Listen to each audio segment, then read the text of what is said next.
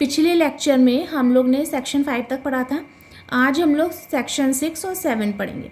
6 में है motive, preparation and previous और सब्सिक्वेंट कंडक्ट।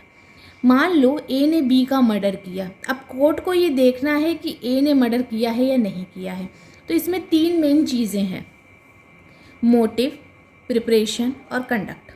मोटिव क्या है कि क्राइम करने का रीज़न क्या है। फॉर एग्जांपल, बी ने ए से 10 लाख रुपए उधार लिए, बी पैसे वापस नहीं कर रहा तो ए को गुस्सा आ गया।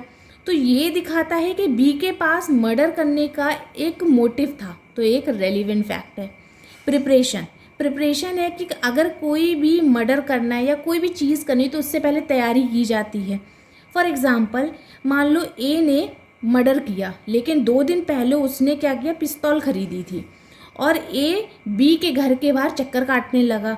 तो ये प्रिपरेशन जो है वो एक रेलिवेंट फैक्ट है। फिर नेक्स्ट है कंडक्ट। कंडक्ट का मतलब है कि क्राइम करने से पहले और बाद में किसी व्यक्ति का बिहेवियर कैसा है।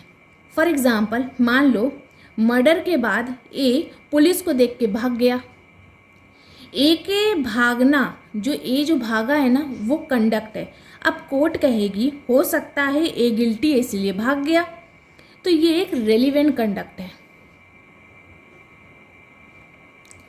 अब नेक्स्ट है, इसमें 2 एक्सप्लेनेशन है। पहला है कि स्टेटमेंट कंडक्ट नहीं होता। मान लीजिए सिर्फ बात करना कंडक्ट नहीं है। जैसे ए बोला मैंने मर्डर किया है, तो ये सिर्फ स्टेटमेंट है, कंडक्ट नहीं है।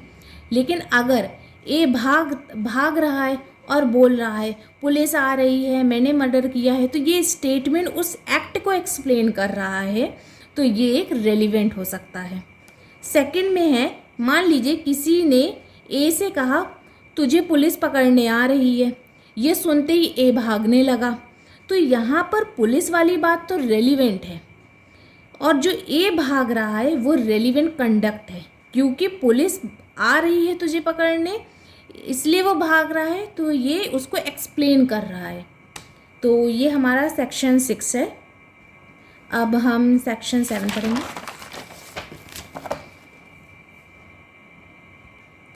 सेक्शन 7 है फैक्ट्स नेसेसरी टू एक्सप्लेन और इंट्रोड्यूस फैक्ट इन इशू और रेलिवेंट फैक्ट। ये सेक्शन कोर्ट को बताता है कि कौन से एक्स्ट्रा फैक्ट भी रेलिवेंट होते हैं ताकि असली फैक्ट को समझा जा सके। तो इसको हम कुछ पॉइंट्स में समझेंगे। पहला है एक्सप्लेन द मेन फैक्ट। इसका मतलब है जो फैक्ट किसी मेन फैक्ट को समझने या इंट्रोड्यूस करने के लिए ज़रूरी हैं, वो रेलिवेंट होते हैं। फॉर एग्ज़ाम्पल, मान लीजिए ए पर मर्डर का केस है, ए और बी एक ही जगह काम करते हैं, तो ये जो फैक्ट है ना कि सेम वर्क प्लेस पे काम कर रहे हैं, ये केस को समझने में हेल्प करेगा।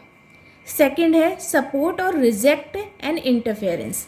जो फैक्ट किसी कंक्लूज़न को सपोर्ट करे, मतलब प्रूफ जो स्ट्रांग हो है, या फिर रिजेक्ट, वो चीज़ होती है हमारा सपोर्ट और reject and interference. For example, मान लीजिए एग्जाम्पल से ज़्यादा अच्छे से समझ में आएगा। ए पर चोरी का केस है, ए के पास चोरी के गुड्स मिलते हैं, तो जो इंटरफेरेंस है ना, ये बताता है कि ए ने ही चोरी करी है, तो ये रेलिवेंट है। थर्ड है आइडेंटिफाई पर्सन और थिंग।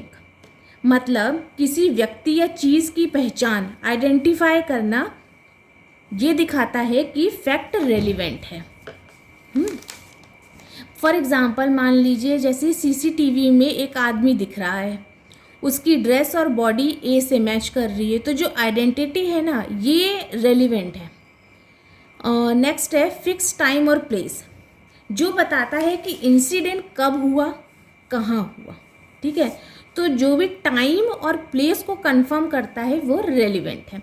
नेक्स्ट है रिलेशनशिप बिटवीन पार्टीज़, जो बताते हैं कि पार्टीज़ के बीच क्या रिलेशन है, वो दोस्त हैं, दुश्मन है, या साथ में बिजनेस करते हैं, ये सारी चीज़ें।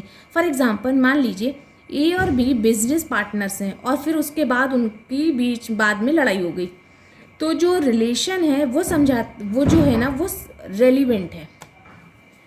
ये हमारा सेक्शन 7 हो गया। Thank you for watching.